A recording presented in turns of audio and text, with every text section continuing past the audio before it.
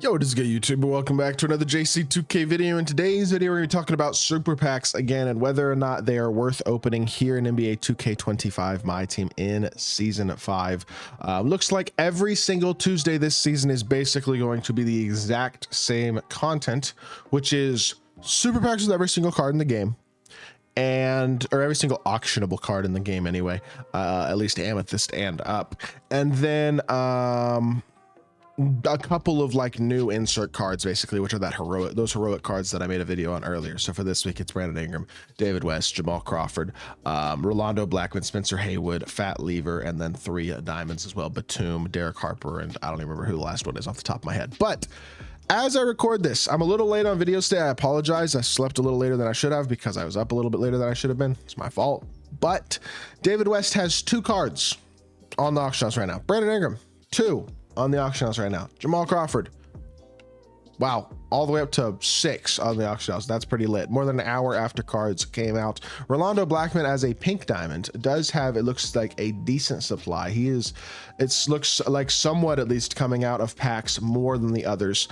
Same thing with Spencer Haywood. At least these cards are a little bit more common, but they're still really uncommon for what you would expect from cards. This should be this common in packs, you would think. But I guess that's what happens when you have super packs with every single card in the game. The new heroic cards are extremely rare. Well, the heroic super packs, looking at odds, in all honesty, just aren't that great. They guarantee you an amethyst, but they do not guarantee you a diamond, which I feel like at this point in the year they probably should.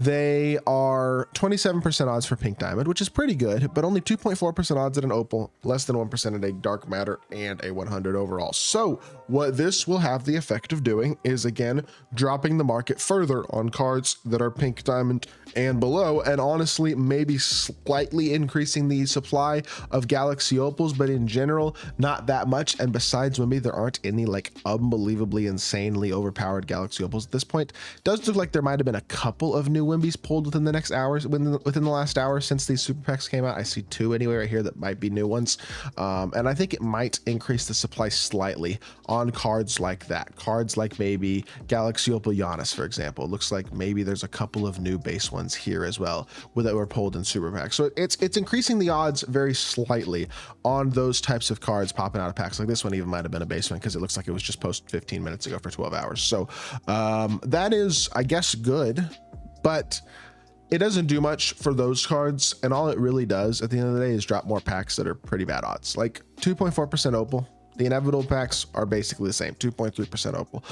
It's the same, pretty close to exact same odds as just regular Friday content, with better diamond odds, better pink diamond odds, but also more bad diamonds and pink diamonds to pull. And either way, there's not an expensive diamond in the game at this point, and there's not an expensive, like a truly expensive pink diamond in the game besides Wimby at this point. And even Wimby, like for example, he's got to be dropping in price quite a lot as well. So overall, it's like, I don't know. It just feels a little bit pointless at this point, I guess is what I'll say. See, look, there are a bunch of new Wimbys that have dropped in the past hour on the auction house. There's a bunch of new Wimbys. So like pink diamonds, even the best pink diamonds in the game, are more affordable than they've ever been. That's fire. But as a whole, I don't know. The super pack odds are just pretty crappy. And the honest truth is you could pull, the thing about these packs is like, yeah, the 100 overalls are in there, but you're not pulling them. You could pull a Galaxy Opal and it would be, there's a very good chance it's Trae Young or Pau Gasol or Tyler Hero or Steve Nash or Damian Lillard or Ja Morant or James Worthy or actually Drazen's good, but Sengun's not great. J.R. Smith, Zion, T-Mac, Jason Kidd, Darius Garland, Patrick Ewing, Russell Westbrook, Anthony Edwards, Amari Stoudemire, Kyrie Irving, Chris Bosh, Ray Allen, Jason Tatum, D'Angelo Russell, John Havlicek, Manu Ginobili, Marc Gasol, Clyde Drexler, Allen Iverson, DeMar DeRozan, Alonzo Mourning, Julius Randle, Jimmy Butler, Derrick Rose, Vince Carter, Pete Maravich, Chris Webber, Joe Johnson, George Gervin, Steve Francis, Jaylen Brown, and more that you could pull that would be considered bad pulls. There are a lot more bad opals at this point than there are good opals. It's just how it is.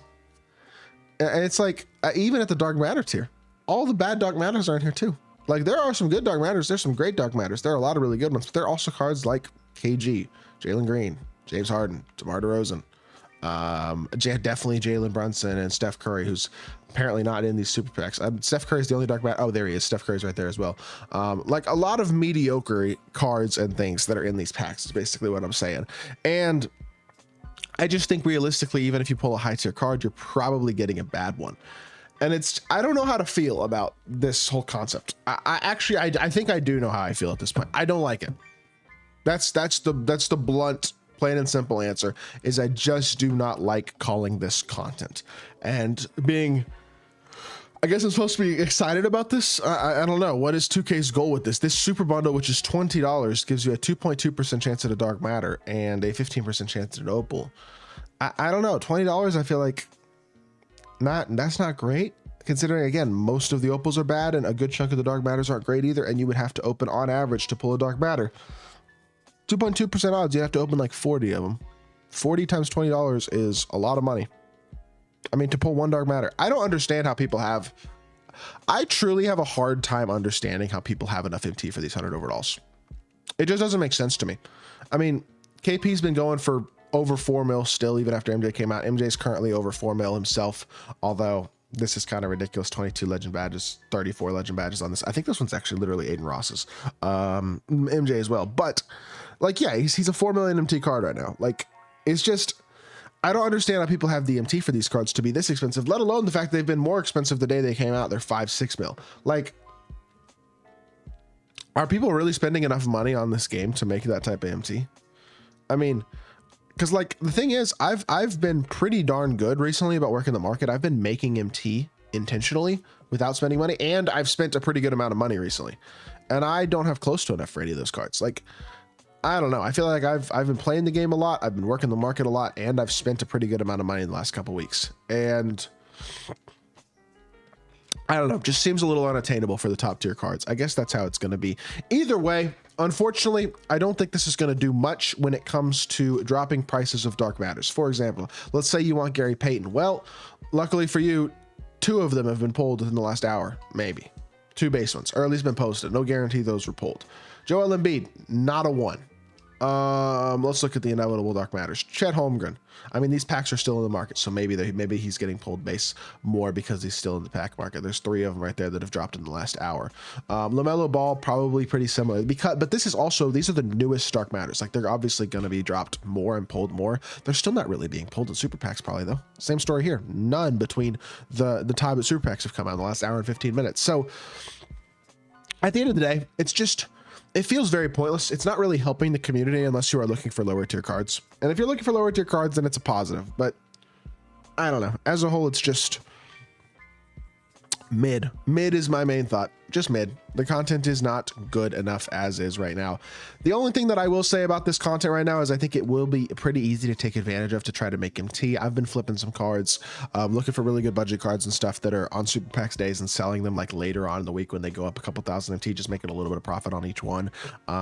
You can make some profit if you're willing to be consistent with this type of stuff, working the auction house. And that's probably the main slant, I guess, that I will try to take with this content. But I hope y'all did enjoy the video. If you did, make sure you hit that like button, leave a comment, and subscribe. I will be back with more 2K content very, very soon, and I appreciate y'all. Peace.